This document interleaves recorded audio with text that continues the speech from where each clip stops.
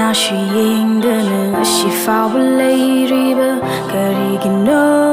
nangna kangdriba natundana migumina duna leirashu karigino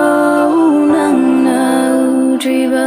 uraroi kanduna ushinna dribara lapthoke ningliba ahen baleba gira kaina badingamni nang wakal kawdi ngamloi lapthoke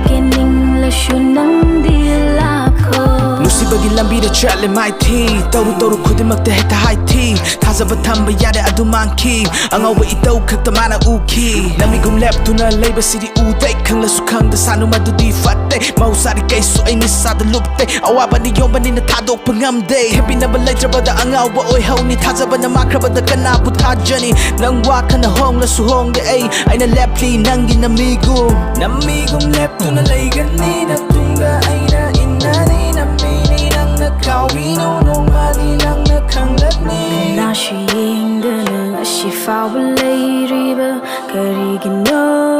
nangna kangdriba natundana migumina duna leirashu karigino nangna udriba ekakni wahoba apangbi tahoba thajaba thamluba nangi warida thajaba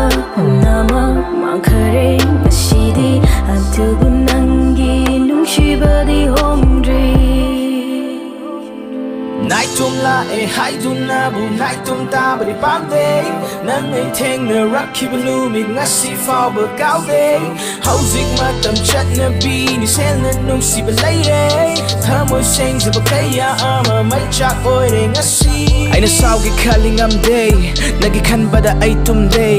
Tumin na lay zaba ni kawde Hay ning bakayani ngam day Hayro bagi kana bakari amug layni Oro da bawari ni kangi wamangni Tumdaba mi ay nahaudok padaluni Tararoy na takitraba magi tamoy ni Hinghalano ay haku isilagay Imit se punsigi mapapsigi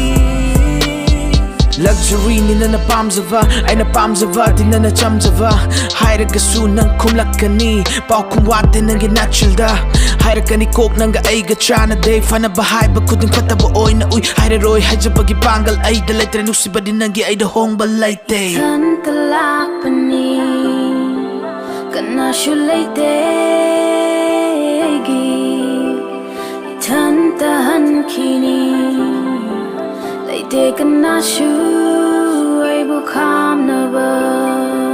Kanashu yingdana nga shifawaleriba karigino Karigino Nang nakangdriba